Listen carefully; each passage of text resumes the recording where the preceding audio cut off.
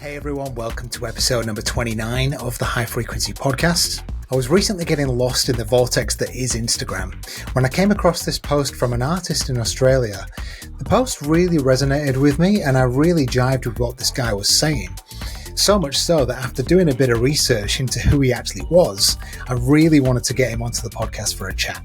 Whitecat has been around on the scene since 2008. He's hosted parties for about 12 years, and he's the artist director of a new festival in Sydney called Skydance.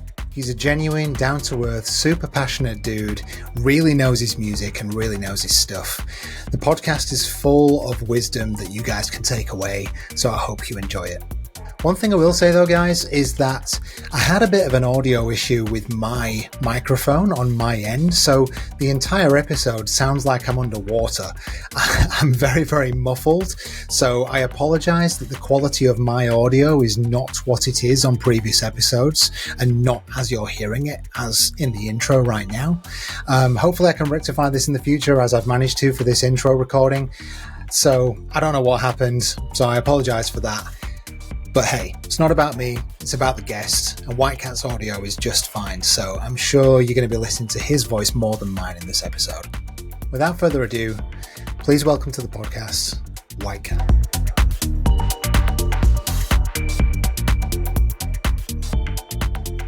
Okay, Whitecat, welcome to the High Frequency Podcast. Thanks for being here. Oh, thanks for inviting me. I just want to tell the listeners that I came across you recently, which is a surprise considering how long you've been on the scene. But that I was explaining before this chat started, the last time I was in Sydney was a long, long time ago. And even though I've been to a couple of Mantra Collective parties before, based in Melbourne, I still didn't know who you were. And I came across this post on Instagram. And honestly, I just connected with it immediately. It was a post where Whitecat was explaining his experience with music, and I connected with that immediately because I felt the exact same way. So Whitecat, to open the conversation, I'd love to know what collective effervescence means to you. Okay, cool. Well, yeah, collective effervescence, I think the best way to describe it would be to give a little bit of context to my upbringing. I was raised a strict atheist. The reason why I mention that is because I see collective effervescence now for me as a spiritual experience, a spiritual practice. Not sure if your listeners are aware of what collective effervescence might be. Probably helps if I define it a bit because it's a bit of an abstract neurological term. But it's the feeling that you get when you're moving together with a large group of people and you start to share the same awareness and the same emotions, and you sort of become a unity consciousness, basically. So collective effervescence is a term that was used to describe religious experiences first and foremost, and it can happen at sporting events or religious events. And what I like is collective effervescence that occurs during music festivals or musical events. And I see it very much as a spiritual experience because you're there, you're locked into the groove, you're listening to the music, you look around, you see everyone else is in the same boat as you and you're all really enjoying whatever's happening. And you sort of form a bubble, a collective consciousness. And I'm sure you have experienced something like this, over many years of partying. Absolutely, yeah. And it's a really profound experience. It's sort of like the flow state and you kind of lose track of time and you get a lot of energy from it. And yeah, I've got so many great memories of collective effervescence in my life. Yeah. Beautiful, man. Beautiful. I love the explanation. I think although people in the clubbing scene, party goers, DJs, producers, etc., we've probably all experienced this, but until you actually describe it and put a term to it, you don't really know that it's a thing, or at least I didn't before I saw this post that you explained on Instagram where you explained what this term meant. So do you know, when was the first time that you experienced this? When was the first time that you actually came to terms with this being a thing? God, it's really hard to say because I've been going to parties and events for so long, and there was always such great memories of moments on the dance floor that I would just reflect back and be like, wow, that was such a good party. There were moments there where time stopped still and I was, just completely in the flow. but not really understanding exactly what was happening until fairly recently when I stumbled across a podcast and they were talking about awe and joy, and they described collective effervescence as a collective feeling and sharing of joy together. And that's when I really it all kind of clicked, and I understood that's what was happening in those moments. Yeah, and I guess this kind of term can be applied to a lot of different things. And so I suppose, I don't know about what it's like in Australia, but where I grew up in the UK, and that's where I started partying.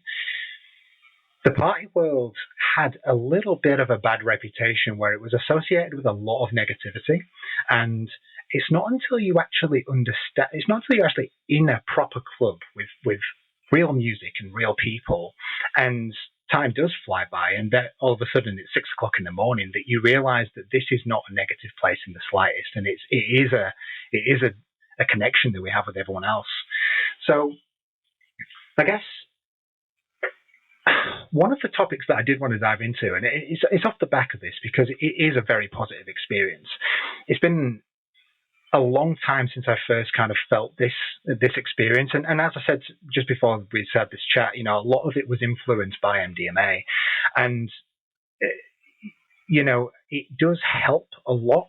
But I have experienced it recently where I've been able to go to a party and be completely sober and actually still experience that kind of thing.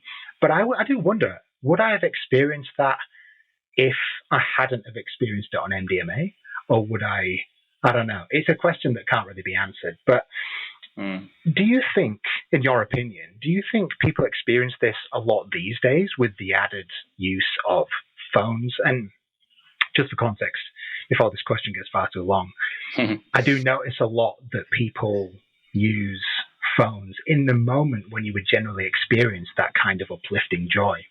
Yeah. It's usually a drop. It's usually a build-up. It's usually some energy shift that happens in the room. And I do notice that a lot of people are too focused on the phone and not really being there in the moment. What are your thoughts on that, Tim? Have you witnessed that a lot in the recent years? Yeah, man. I really think the phone takes away a lot from the idea of and the feeling of collective effervescence, because you need to be separating yourself from that unity consciousness to open your phone and have the thought to capture an image and stuff.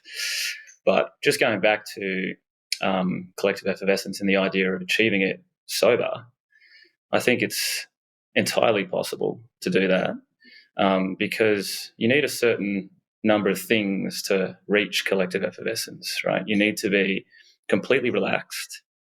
You need to be completely open. You need to have like-minded community around you to help you feel comfortable, and you need to all be doing the same thing. And MDMA, while it's a beautiful heart-opening substance, isn't required for that recipe. So collective effervescence is entirely achievable without that. Yeah, absolutely. I think it's absolutely, this is something that never fails to amaze me on and on in my life, how music can do just a thing. Music and people, it's a very small ingredient, but yeah, it can have such profound experiences on people's lives. So on that note, let's talk about your journey and how you got into this strange, still kind of a niche of clubbing, electronic music. Take me as far back as you want, and let's just hear your story, because I'd love to hear it. Okay, yeah. I mean, music's been probably the most significant thing in my life since I was very young.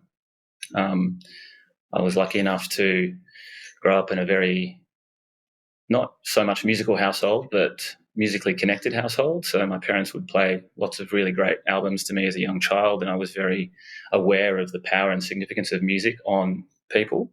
I have fond memories of my parents dancing around the house at a very young age with their favourite albums on. So I very clearly and early on made a connection between joy and enjoyment and music in a completely separate way. And then I started performing. I was playing jazz saxophone as a young child, and I went deep into the jazz world for 15 years. And then I decided to move out of that and bought myself a set of decks and started DJing. which I found was a lot more fun and a lot easier to, get out there and do your thing. Less competitive, less focused than the jazz world. And I started playing electro house at a dingy club in King's Cross in Sydney called Candy's Apartment way back in the day. And then from there, I moved on to Chinese Laundry. I became a resident at Chinese Laundry, started playing a bit more tech housey. And then I met a couple of friends. There were 4 of us when we started Mantra Collective. And we started it because we weren't getting enough gigs, on our own. And we were like, let's just start our own event and see what happens, see what becomes of it. And we started Mantra Collective, it would have been 13 years ago now. And, we just started doing parties all over the place. And as we were doing these parties, we were digging more deeper into the music that we liked. And if you look back on the history of Mantra Collective, it's really interesting. You can sort of see our own personal musical journeys through the international DJ bookings that we were bringing through, which was really cool. I mean, the first act, this sounds funny now, but the first act that ever played for Mantra Collective was Hot Since 82.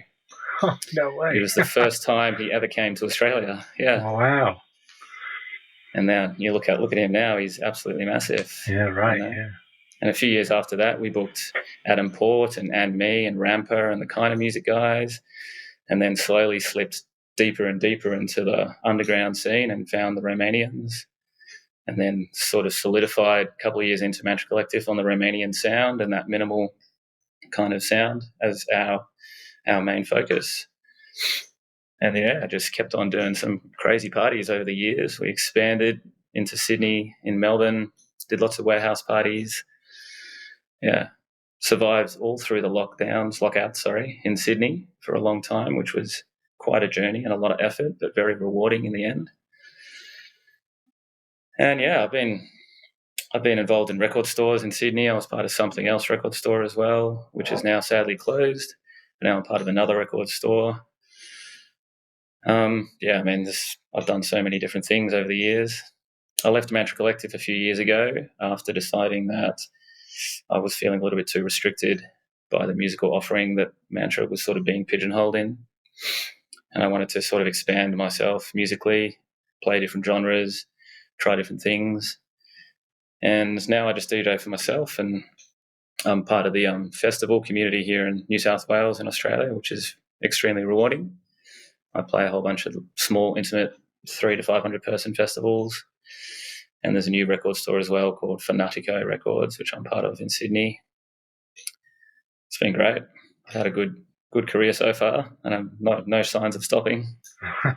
It sounds like an incredible journey, and I respect anyone who's gone through this musical journey for so long as you have, and given back to the scene quite a lot.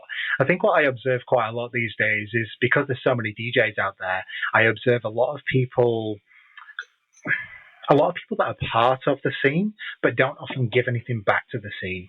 Yeah. And I think it's really important for us to do that. Primarily because if we don't give back, there can't be a scene. There can't be parties. Where's the music going to come from if you don't produce anything? Yeah. So going back to what you said about when you started Mantra Collective, you just wanted bookings and you wanted to play. Was that also because you weren't hearing the kind of music that you wanted to hear out in the clubs?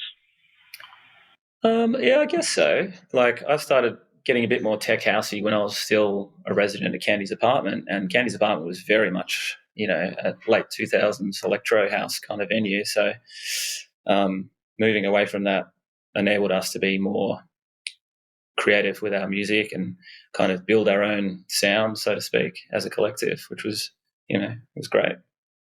And it also gave us a lot of freedom as well, because, nightclubs in Sydney at the time and still now have specific sounds and genres.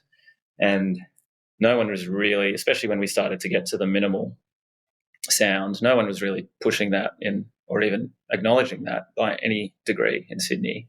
I think in the early 2000s, there were some people doing minimal before even we started, but that didn't really catch on. And so that Romanian minimal sound was really very new, very fresh, very exciting when we first started to bring it to Australia. And it was very exciting for us to have found this kind of uncovered sound and bring it to a whole continent for the first time. We were breaking new ground, which was really good. Yeah, absolutely. So the early days of Mantra Collective, were you just doing parties in Sydney initially, and how long did it take for you to break out of Sydney? Yeah, we were doing parties in Sydney for a long, long time before we broke out of Sydney. I mean, we would often play in Melbourne as Mantra Collective DJs, but not really host our own events down there. And it actually took one of the co-founders, Telly, to move down to Melbourne permanently before we ever actually did our own events in Melbourne. And so he moved down, 2017 or something like that, and took a few years to get connected with the scene there and find the right people and that kind of thing. And then we capitalized on him forming Mantra Collective to do 2 city tours for quite a while, which was a lot of effort, but very, very fun. And I think Mantra Collective is still very active in Melbourne. I do a few gigs a year now. Tilly's just had a baby, so he's quite focused on the family life, which is beautiful. Yeah. Yeah, I went to a Mantra Collective party at Sub Club. I think it was the end of 2023, and I was there with my now wife, and we were just we'd been out, had a load of drinks. She'd had enough, and I was like, well, I want to go and experience a Mantra Collective party. So I went down to Sub Club. The only thing is, I mean, I managed to speak to Telly, and I got in. I don't know if you've been to Sub Club, but it was they've got this big sound system in there, but it just really sounded like it wasn't being pushed enough. Like I just felt like it was quite quiet. And I texted Telly, and I was like, not sure about the sound system in here, mate. And I hadn't met him in person. And then I saw this guy fly past me to the audio engineer at the back, and he just went, we've got to get it louder. We've got to get it louder. And I was like, wow, what a legend. Yeah, so at that point, I just knew the passion that this guy had for his parties, and I loved it. It was brilliant. Yeah. But so I don't want to just exclusively talk about Mantra Collective here, but I do want your opinion, because there's probably a lot of people who listen to this podcast who want to start a party or have a party already. And something that I noticed, particularly in New Zealand, is that lots of people have parties, but not many people do them right.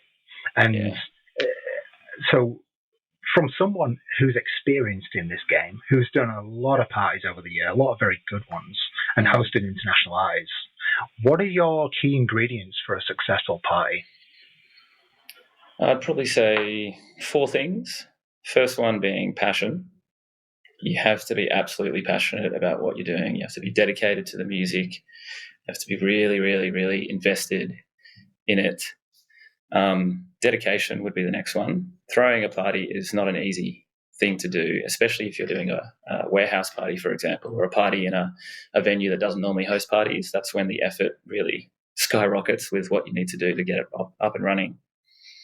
Next thing I would say would be community, because Mantra Collective was built on community. When we first started, there were 4 of us. We had different groups of friends, and those friends supported us in the first few years of Mantra Collective to form a really nice, welcoming, inclusive community that kind of reverberated through the scene, and we started to get a reputation for, a safe, beautiful, open community style event that people were really drawn to because it was comfortable, it was it sounded good, the music was high quality. And that's actually the last point, would be quality.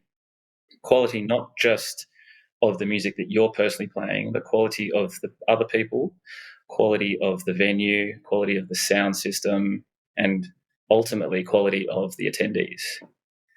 And you can achieve quality of the attendees through that community, really. But yeah, quality, I think really early on in the Mantra Collective story, I realized that the sound that we were pushing was super new to Sydney, and it was potentially going to be quite a hard slog to get people to really accept this, deeper, slower style minimal music. And I was like, okay, the only way we can get this to work is if we keep throwing really high quality events. So never, ever cut any corners on the sound system, ever. Like, the sound has to be as good as the artist playing. If it's a bad sound system and a great artist, people won't like the party. That's a basic thing. And so, just having really nice, open, welcoming door staff, very clear communication, really trusting people, safe environment, duty of care, all that kind of thing really creates a beautiful environment for a party and emphasizes that quality kind of aspect. Yeah, that's beautifully put. I couldn't disagree with a single word in there. I do think the quality is something that people tend to skip in favor of just doing a party so that they can play. I mean, I don't know. So like, what is the scene like in Sydney at the moment? Are there a lot of people doing parties where they're not focusing on that quality? Do you see a lot of that these days? I mean, no, I think there are a lot of parties that are quite high quality. Actually, I went to two really, really, really good warehouse parties last weekend of completely different styles. One was a bass music party, and one was like a super fast, high energy rave style party. And I was absolutely blown away with the quality of both events. I was like, okay, this is a really serious event. It was really nice to see. Yeah. I think that last point that you made as well about the quality of people. Yeah. I think promoters really struggle with that these days, man. I think, when I've done parties under this high frequency brand in Auckland, for example, and I don't do them in Wellington where I'm located because there's just not enough of a scene for the kind of sound that I push and you clearly pushed with Mantra Collective, the Romanian sound. It's quite hard to get the people to the gigs in the first place, let alone the people who you would class as high quality. How did you build that kind of community that you mentioned there to get those kind of people to your parties? Like, what were the starting points for that? I mean, to be honest, it was a lot of sacrifice, and I'm talking not personal sacrifice, but financial sacrifice. So if we had a really good international and a really good event and a really good warehouse party and all that costs a lot of money and we were low on ticket sales, we would pull out all the stops to fill the event. So offer people free tickets, contact friends and be like, hey, we want you to come, and just basically get the right people to the crowd, to the party, so that the party would be a quality event. And then word of mouth would spread from that. There are many, many times throughout Mantra Collective's career and history that I can remember big parties that we were doing that we were looking at very low attendance, and quite frankly that was unacceptable for us as promoters, and we would just pull out all the stops to make sure the international had a good crowd and the venue was full and vibing. Yeah, I love that. And I think sometimes you have to make those sacrifices if you want your brand to be successful. And something that I noticed about Mantra is that you had a record label. It was a record label, should I say. How hard did you push that? Or was that kind of just a side project to benefit the parties? Or was that something that you always wanted to do? Kind of something we always wanted to do. We had 2 vinyl releases on it, which was a lot of fun. Financially, it definitely wasn't, something that made us any money, but it was a nice project to be involved with, and it just gave us another sort of creative outlet at the time. We had international artists on it. We even had local artists on it, and we had international visual artists on it too from Romania, which was really fun to try and source all those things and pull them to Australia and piece them together.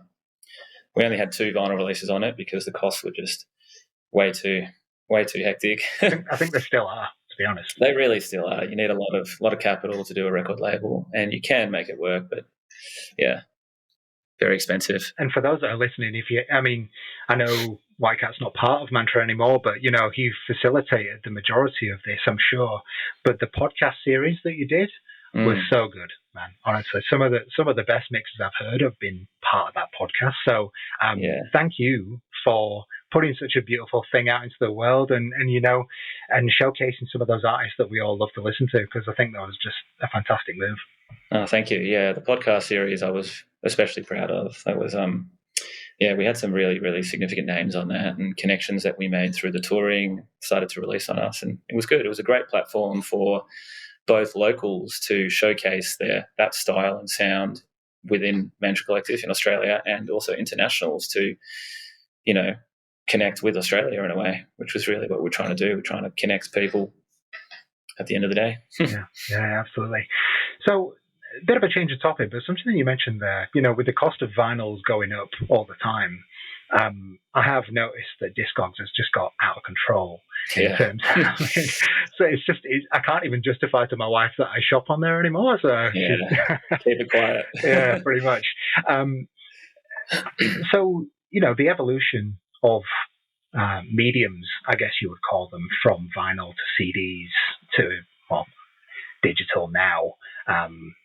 Do you think there's a bit of a resurgence of vinyl? I mean, people have been talking about this for years on end, but I've never really seen it resurge as such. But I have noticed more people be more interested in that tangible element of a record. It's funny. I would definitely say that despite all the limitations around vinyl, the cost of it and the effort involved in collecting the right music and how actually hard it is to mix vinyl, despite how restrictive those things are, vinyl is massive. Like there's a lot of people buying vinyl, and even in this cost of living situation that we're in globally at the moment, Fanatico Records that I am part of started 6 months ago in Sydney, and I couldn't emphasize how busy that place is. Like people are coming out of the walls, and there's stock turnover is ridiculously high. We've got old Sydney, Melbourne, Brisbane DJs coming in, dropping off their entire collections. Like there's a huge culture building now in Sydney around this store, which is really exciting. And quite honestly, I was a little bit surprised by how popular it is. Like I'm not a very rich person, so I get my records through working at the record stores, which is quite convenient. But people come in and they spend crazy money in there, man. It's awesome. Yeah. That's so good to hear, man. That's so good to hear. I guess, I remember when record stores were, I think when I got into the scene, CDs were being used. So vinyl was slowly fading out at that point. So I didn't really get a chance to actually be part of the vinyl thing at that stage, and I didn't even know it was a thing, to be honest, until I really started digging into things. But I think we can both admit some of the best records, some of the best tracks are only released on vinyl. Absolutely. I mean, what does your record collection look like? Do you know how many you own these days? I try to do my best to list everything on Discogs, but I've been very lax with that over the years. But I've got well over 1,000 records. Wow. Incredible. And I actually didn't start playing records when I first started. I was like you, I was on CDs. I used to carry a big CD wallet around and flick through all the CDs. And the reason why I started mixing records, because there weren't many record stores in Sydney when I started, certainly none that were playing even close to the music that I was into. But the reason why I started mixing and buying records was twofold. One, like you just said, the best music is available on record. And two, quite frankly, I was bored. I was bored mixing digital tracks. I was like, this isn't challenging to me. It's not, I want more from this art form that I'm trying to get into. And when I started to get turntables and mixing records, I really realized that I didn't know how to mix at all. And I had to learn all over again. And then there was an interesting period in my career where I could play records or I could play CDs, but I couldn't play the two together. And then I had to kind of master both and then bring them together. And then now there's obviously no issue, but it was a really interesting point. It was like stages, I can mix CDs, I can mix vinyl, and then I can mix them all. Yeah. The vinyl thing, when I started, I was just like, holy shit, how do people do this? Like, I was just completely dumbfounded by it. I mean, over time, I've only got turntables, as you can see in the back, and I purposely restricted myself to that because I think there's much more. I mean, feel free to disagree, but I personally believe that there's much more respect that you can earn from doing a full set on vinyl than a full set digitally. And I'm not saying one's better than the other. I'm really not. No, definitely not. I think they've both got their place, but the respect thing is definitely different. I agree with you there. But I think for me personally, one of the main attractions about playing vinyl is that it's such a mindful thing to do. Because you're literally like, you have two physical objects and you're trying to mix them together and the time's running out and the only thing you can think of is how to get those things together. You can't think of, I left the microwave on or any silly things like that. You're literally just in the zone thinking on one thing. And it's, it's a form of meditation. Yeah, that's a beautiful way to put it, actually. That really is. And I guess, I personally feel like my record selection or my track selection in a set is actually better when I play vinyl, primarily because I have to focus a little bit more on my record collection. I have to know it better, and therefore I have to consciously think what is going to mix well with this. Rather than on a CDJ, I usually go in and look at the key, and then it tells me what to mix into that last track, and I usually won't think about it too much. But yeah, so I think the conscious element of track selection is really important as well. Yeah, and you're obviously spending so much per track on vinyl, so you have to be really intentional with each purchase. It's not like you download, 150 tracks on your USB and you're scrolling. Every single one, you have to have 1, 2, hopefully 3 tracks that you will easily play on it to make it worth the purchase. Yeah, I don't think I buy a record unless I like at least 2. Yeah, I mean, unless it's a really good one. I mean, some records only have 1 track on it, so I've got no choice. Right, yeah. Beautiful, cool. You mentioned that you're involved now with a festival called Skydance. Do you want to tell us a little bit about that? Yeah, I'd love to. So I've been involved with Skydance for a few years now. They started 2-3 years ago, and I was booked to play. It's run by a few friends of mine, and the first one was super fun. It's a super unique festival on the top of a mountain in northwestern New South Wales, 6.5 hours from Sydney. And then last year, they invited me to be part of the organisational team, and they asked me to help curate and program the festival, which was an extreme honour for me. And they obviously saw how connected I was in the scene and wanted my experience and connections to help grow the festival.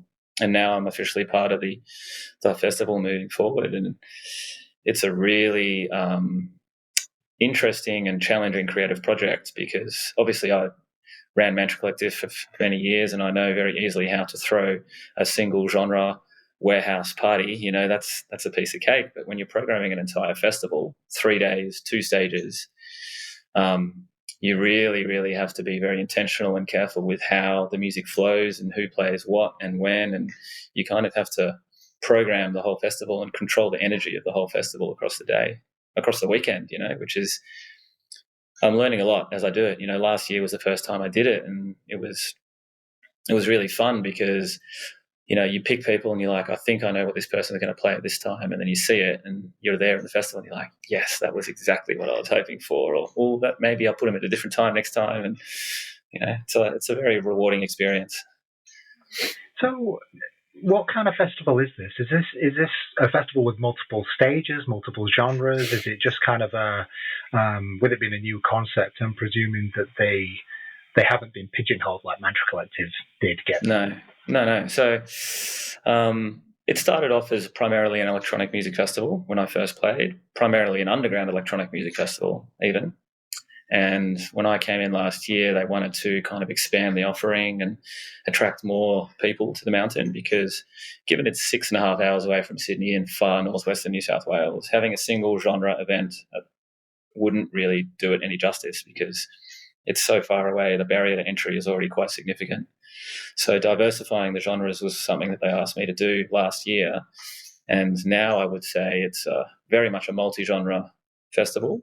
It's got 2 stages. It's got a main stage, which is large and loud and up-tempo, fast music with everything from house, techno, rave, maybe even a bit of bass music in there this year. And then there's another stage, which is more of a chill space, comfort, cushions, lounges, live music, down-tempo. So last year I had some down-tempo, trip-hop, hip-hop, that kind of stuff in there. More of like a second alternative, relaxing space at the festival. And there's also quite a quite a serious workshop and wellness program as well. We have ice baths up there. We have breath work, have a kids space.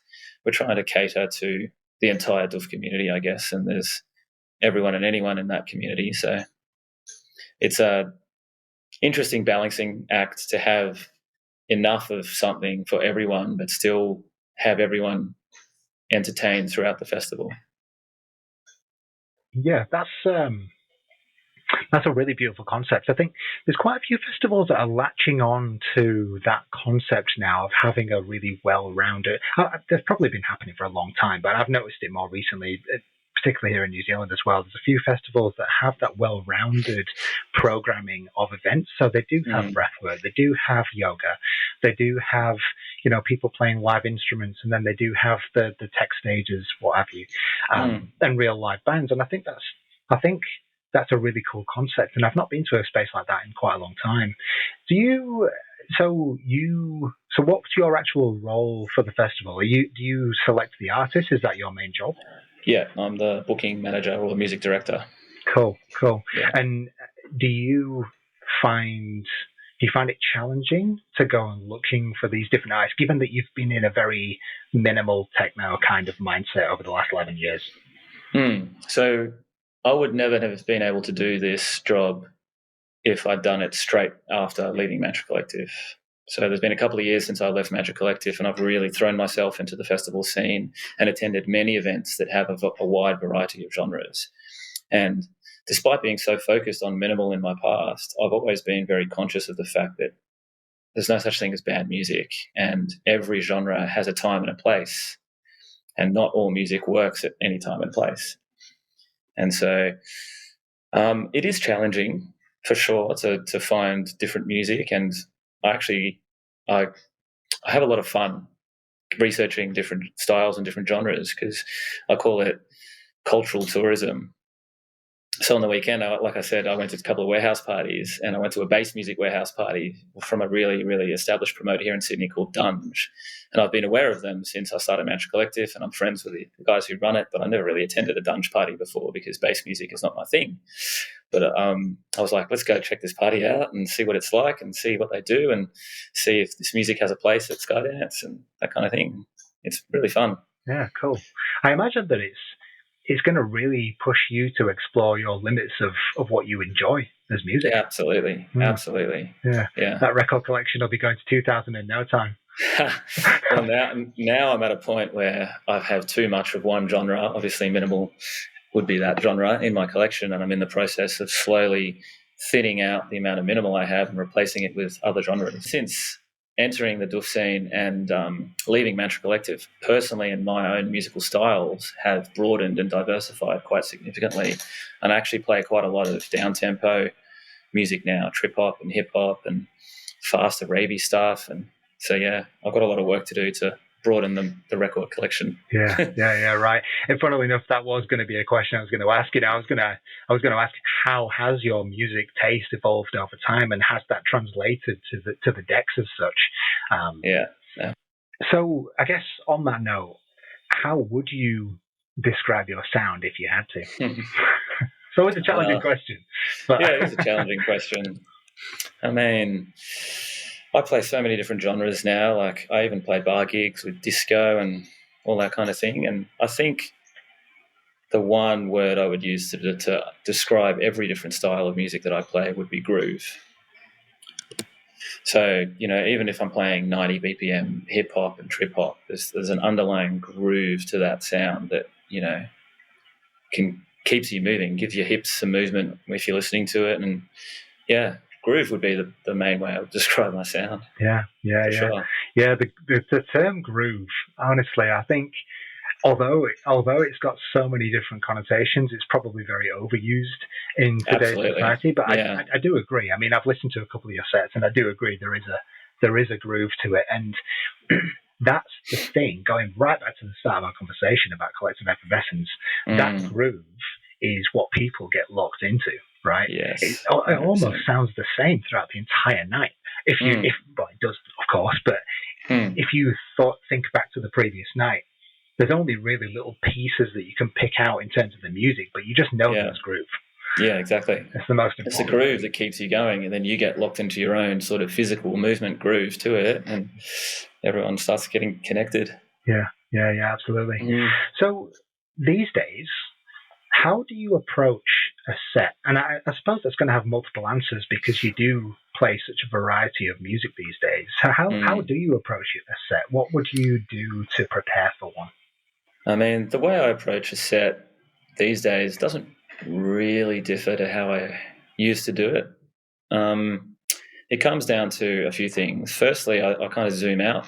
So I look at the set time I've been given, then I zoom out and I look at the context. because context is everything. So you have to look at what party you're playing for. You have to look at who's playing before you, who's playing after you, and what time you're playing and where you're playing.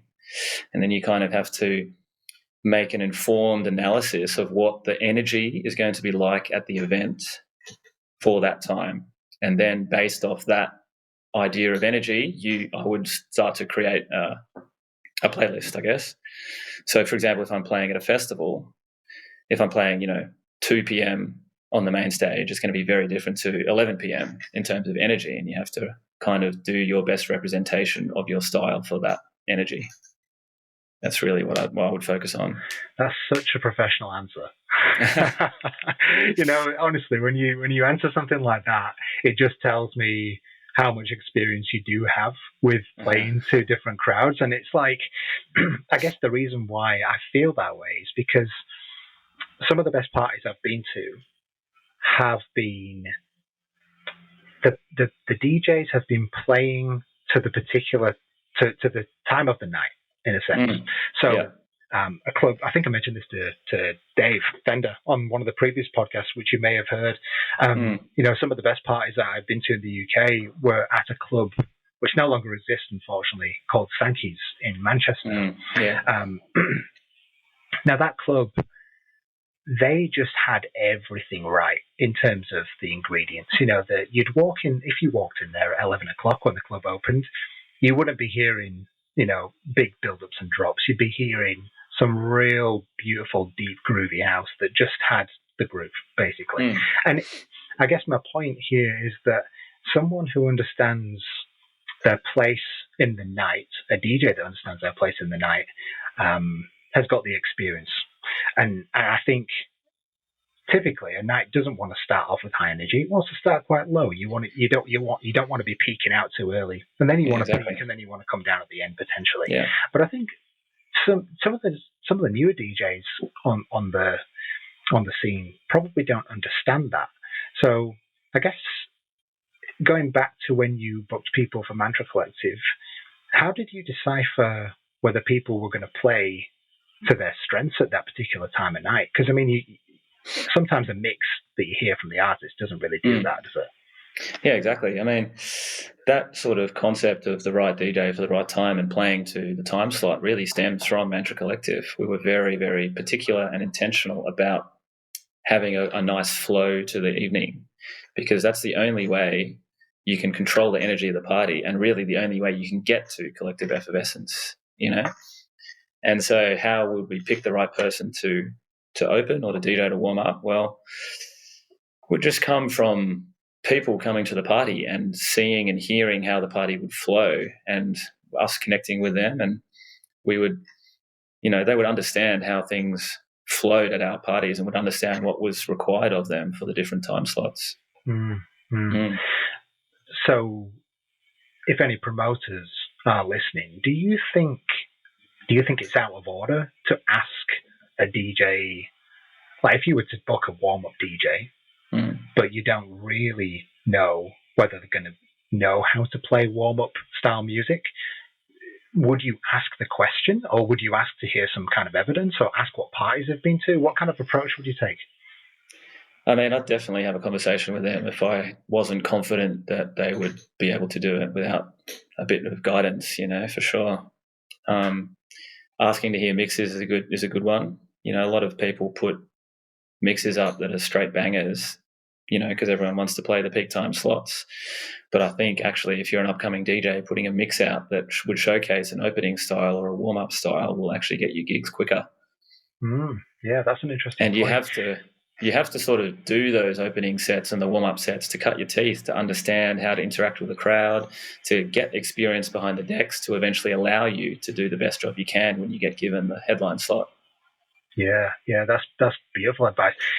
I believe that the warm-up set is actually the hardest set of the night. Because you are setting the energy for the room, and you have to make sure that crowd are warm before the next act comes on. And if you've not done a good job, people aren't going to be feeling anything.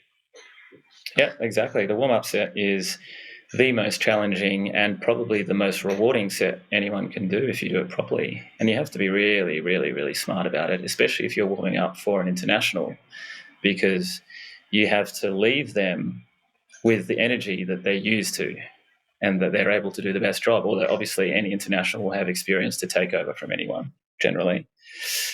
But yeah, it's a really fun challenge.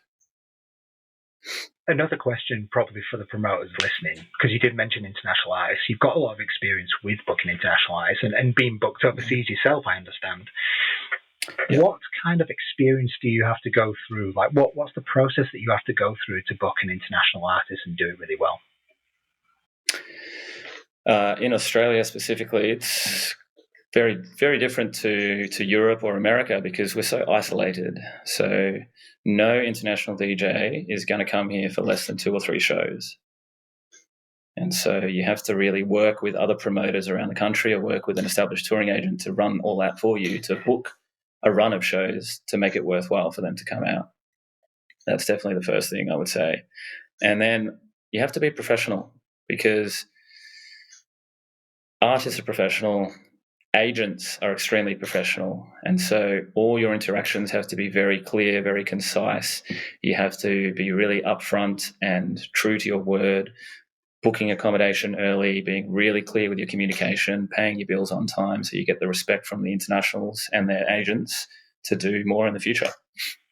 Mm-hmm. Yeah, really good advice. And I guess just from personal experience, and it may just be my experience, I do see a lot of promoters really siloed. They do not work together a lot of the time. So it's quite nice to hear that promoters in Australia do work together for the collective benefit of the scene, I suppose. Yeah, I mean, Australia is very cliquey in some ways, and promoters kind of stick to their own. So it's really nice when you do get to work with other promoters. But a lot of people are kind of stuck in their sound and their scenes and only work in that realm and aspect. And Mantra Collective had the most success when we expanded to Melbourne and could do everything, in-house. And a lot of people kind of work that way. But you can form great relationships with other promoters for sure. And it's actually beneficial to do that. Yeah. Share the workload. Yeah, 100%, man. Have you got any horror stories from being booked by other promoters? Horror stories from being booked by other promoters? No, not really. I think everyone who has booked me has sort of been very clear on my sound, although my sound has changed and evolved quite a lot now. But yeah, most of my horror stories are from personal experiences behind the decks. Oh, really? Care to share any? I can share my biggest DJ mess up if you like. Go for it. I was playing at Chinese Laundry. I was closing the main room after Eats Everything in the late 2000s. Massive gig, super excited. The room was packed. There would have been, 600 sweaty kids in there, absolutely heaving. He played his last track. Amazing, great, thank you so much. I put my USB in, select the track to play, mix it perfectly. He's right next to me. Shake his hand, eject the USB. Turns out I'd played the same track from his USB. Music cut out, complete silence. Oh man, that's amazing. Was that quite early on in your career? That was quite early on. Yeah. I definitely did one of the worst things possible very early on. So nothing sort of fazed me after that. Yeah. But, to be fair, I'm sure that's not the first time he's seen that either. Oh, for sure. Yeah. Yeah. I remember seeing him at Space in Ibiza when Space was around, and yeah, the guy knows how to play a diverse set. That's for sure. Like he doesn't stick to one sound. He's a phenomenal DJ. Yeah. Yeah, and genre diverse DJs like that are so cool to watch. Yeah. How important do you feel?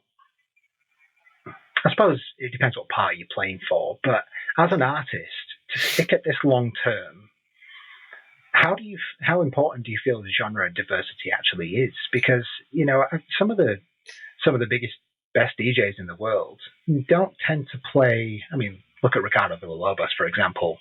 Just talking from our minimal kind of scene, he might play one minimal song in his entire set these days. He's so diverse, and he's got that way from not really giving a fuck, and he wants to educate the crowd. So yeah, how important do you feel that is? I mean, for me personally, it's extremely important. Like I mentioned before, there's no such thing as bad music, and every music has the right time and the right place for it. And if you're really sort of focused and locked into a specific genre, and you are playing that genre, and the crowd or the energy of the event you're playing at demands a slightly different genre or a bit more energy or something slower or something that you don't actually have in your record bag, you're not going to be able to cater to the demands of that event, you know? Yeah. I've said time and time again to guests on this podcast that, you know, DJing is not about you. It's about the crowd. And sometimes, I mean, I'm guilty for this, man. I've gone to gigs with just one or two maximum genres, knowing that that's the genre that it caters for, but still, I haven't got tools in my toolbox to use should I need them. So, you know, how do you read a crowd? Because you've been doing this a long time, man. So, you know, I'm sure you've got pretty good eyes for reading a crowd and knowing what needs to come next. You know, do you have any methods for that for the newer DJs listening? I mean, I've always thought that a DJ has two equal roles. It's to educate and entertain. If you focus entirely on either one of those, you're not going to do a good job. And so, reading the crowd is extremely important, because you can get too focused on the education side and see the crowd getting a bit bored or a little bit disinterested or going out for smokes, and then you're like, I need to kind of start to entertain a bit more now, and you kind of switch gears and play a bit more entertainment kind of stuff, you know? Yeah. It's the education piece is really important. I think partially because I don't know if you've noticed this, but since the COVID days, I guess, I feel like a lot of people are listening to the same stuff over and over again. Like it's a bit of a safety thing, and the energy's gone up a lot in the clubs, and you know the same stuff occurs over and over again. I almost get a little bit bored of it, if I'm honest with you. Like, is there any Australian artists that you're aware of apart from yourself that are really pushing that education piece? Oh, definitely. There's a lot of young talent coming through the underground scene that are not just pandering to the attention span of the younger generation, and are really seeking to educate the crowds that they play at and tell a story with their DJ sets. Because you look at, they look at the mainstream kind of DJs these days, and there's really no story there. It's just banger after banger, drop after drop, and it's all entertainment, no education. Yeah. It's so hard though, man. You know, as a DJ, as a promoter as well, you've got a bunch of these kids in front of you that want those drop after drop, so they can get it on their phone, so they can put it on social media. And it's challenging, because what do you do as a DJ? You know, I've tried my best to educate crowds here in New Zealand under my party brand, which has worked pretty well, because I know the crowd that comes along. But there is an element of me that feels like the room isn't responding to the music that I'm giving them. So I think having those tools in your toolbox with a bit more diversity is definitely something that DJs just can't go without these days. And on that topic, how do you tend to, like, what are your methods for diversifying your music? Because you've gone through a lot of that over the last couple of years. Like, where do you look? What do you choose to take in when you're doing this? I mean, I don't really intentionally pick a genre and kind of dig that way. I don't know. I like to use the word energy a lot, and I sort of follow the energy. So if I think I need to find more high energy tracks, I sort of look for those tracks in whatever genre they might be and try and incorporate them into my musical offering. Yeah. And do you feel a pressure to fit into, I guess, the way the scene is tending to move these days? You know, we're going a lot of maybe not the pure, true Romanian minimal stuff, but in general, the club's house music is getting up to 132 BPM these days, you know? It is, yeah, it is. How do you feel about that? It's funny, like, there is sort of a global movement towards harder and faster music. And I'm not sure if you know the idea that it's linked to the sun. Have you heard this concept? No. Tell me. So this is something I stumbled across last year, and there's a theory that in times of solar energy, solar cycles, so the sun cycles in 10-year, 20-year kind of periods, popular music actually gets faster during those moments, which is a really interesting concept. That is an interesting concept. Yeah, and I actually don't sort of feel pressure myself to play faster, but I feel myself naturally listening to and enjoying faster styles of music naturally, which is curious. I never thought. I used to be terrified of anything over 127, yeah. And now, to my surprise, I'm purchasing tracks that are up to 135. And eventually I'll find a time and a place for them. Usually closing a festival in the bush somewhere. yeah, absolutely. Yeah, that's a really interesting theory. I mean, I'll run with that. My own theory on it is probably a little bit different. I think, given people were locked up in their homes under such restrictions for a long period of time, more so unwillingly than people would like to believe, I feel like people had a lot of pent-up energy and wanted to get that out. And, you can see that in a good way or a bad way, but it's definitely translated to the clubs.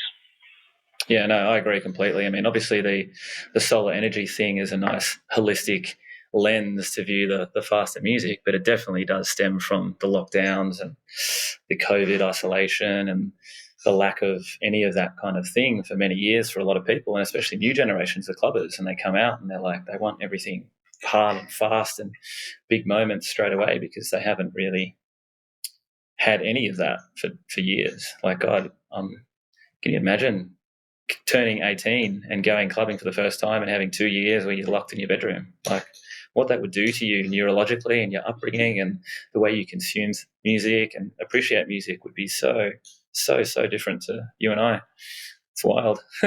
Yeah, it's wild, man. And we're obviously still seeing those people come through, into the clubs, into the bars, and not really understanding what they're listening to. And I guess that goes back to a lot of the education piece that I was talking about. It's quite hard to educate these people because they need to be educated to a degree, but it's quite hard because it's not really what they want. They are there to get energy out.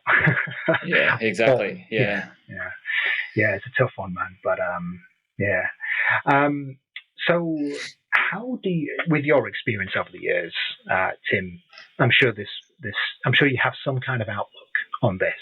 How do you feel the scene is going to look in 5 to 10 years' time? I think it's going to look extremely healthy. And I think it's going to look really, really diverse as well. I think there's going to be as much of a diversity in scene offerings, so, collectives, events, musical things, as there are musical genres available to consume online. I've really started to notice that in Sydney. Post-COVID, there's been a massive resurgence, and it seems like everyone's a promoter and everyone's a DJ. And there are so many different styles and genres and communities and collectives out there now that it's really invigorating, to be honest. Yeah. That's I love the positive attitude towards that, and I guess we have to be positive, right? Because we love this thing, we love music. We have to be positive about it because it's quite easy to be negative about the world. Yeah. So true, man. So true. Yeah, it's quite easy to be negative. I mean, I'm a Brit. I've got pure negativity installed inside me, man. That's what I grew up with. But I live in New Zealand now, so I'm not allowed to be negative anymore. Yeah, exactly. So I've tried to educate myself out of that. But I do hope you're right. I do hope that we do have a growth, an expansion of different types of genres and energies floating around, and I do hope people start to work together more. I don't see enough people working together more to better the scene. I mean, not here. I mean, maybe in Sydney because of purely because of the population size.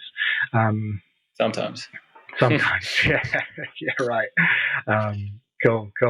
So, what's coming up for you next, Tim? What have you got on the horizon?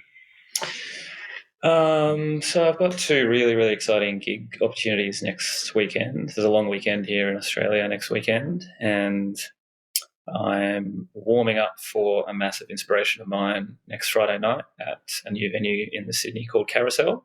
I'm warming up for Raresh, which is one of the pioneers of the Romanian movement and easily my biggest inspiration from that world. So, yeah, I'm extremely, extremely excited and somewhat nervous to be warming up for him. I bet. Yeah, I would be too. But yeah, I'm confident I'm going to do a good job on that one, and I've been prepping a lot of music for it, and that's going to be a lot of fun. And then immediately after that, on Saturday, I go into the bush, into the Hawkesbury River, and I play a intimate 300-person invite-only camping event called Biophilia. This is the second year I'm playing it, and that's one of those genre diverse, multifaceted, sort of intimate BYO style event. And it's really, really special, that one. It's going to be a lot of fun. Do you play a lot of these intimate bush parties? I remember you telling me before we had this conversation you were going away to do one. Yeah. I do, yeah. So that was sort of an intentional movement that I did during COVID when everything stopped for Mantra Collective. I was sort of lost and rudderless and didn't really know what I was doing with my life if I couldn't be constantly doing clubs. And I found myself in these bush communities, and I sort of kind of got welcomed with open arms due to my history and experience in the scene and as an artist. And now I'm lucky enough to play more than half a dozen of these little intimate bush festivals a year. And to be honest, they're infinitely more rewarding than a club gig. I would take one festival set over 20 club gigs any day of the year. And I'm actually really, really lucky that they put me to close a lot of these events. So that's when the magic really happens. When you spend 3 days with the same couple of hundred people, by the third day, everyone is so relaxed, so connected. When you jump on the decks, collective effervescence is just, it's right there for the taking. You know, you just have to play the right music and everyone's locked in. I feel really lucky to be able to do these things. Yeah, for sure. Yeah, they sound magical, man. They seem to happen in the Southern Hemisphere quite a lot. I know there's a lot that happen here as well. I don't know about the quality of them. I mean, I don't know what the quality is like up where you play, but these smaller intimate gatherings where there's purely no judgment and everyone's there for the same purpose. They're pretty beautiful experiences. I mean, that's it. It's sort of like the ultimate pinnacle of the scene that everyone's involved in. When you're outside in nature, unrestricted, completely free to be yourself, to do whatever the hell you want to do, to take care of each other. It's the ultimate form of community and connection. 100%. So last question, Tim. If you had to impart any wisdom to the audience listening, maybe that's something to do with your DJ career, something that you've learned over the years that you wouldn't have otherwise learned, what would that be? And feel free to take your time. That's a big question, I know. I think the main thing would be everything is energy. And so you can spend energy building up a musical collection and putting that music out, or you can spend energy connecting with people and going out and supporting the scene. And if you're a young up-and-coming DJ or a promoter or anything, someone wanting to be part of the scene, you really have to realize how much energy you have and what to spend it on. And so I've gotten where I am in my life through the human connections that I've made with people, not through buying or marketing or anything like that. It's always been the human connections that I've made with people. And so realizing the value of time is probably the main thing I would say, you know. Yeah, beautiful. Tim, you are a genuine, down-to-earth, extremely experienced and likable dude. I've really, really enjoyed this conversation. And the fact that you kind of bring the energetic and spiritual element into this is where I've really jived with you the most. I haven't really spoken to many people who have done that. And, you know, as I can't remember which track it is now, but, you know, house music is a spiritual thing. And it's not just house music, but it's all music. Yeah, absolutely. I think we have to remember that. So, Yeah. Oh, I just wanted to say thank you, Adam. It's been a really, really enjoyable and insightful conversation. Thank you. Thanks for inviting me on. You're absolutely welcome, Tim. It's been a pleasure. What I'll do, mate, is I'll put all the links to where people can find you, your social media, your SoundCloud, any upcoming gigs. I'll put all that in the description of this podcast or in the description of this YouTube video, whichever you're listening or watching on. And thanks, Tim, and we'll see you in the next episode. Thanks, everyone. Thank you.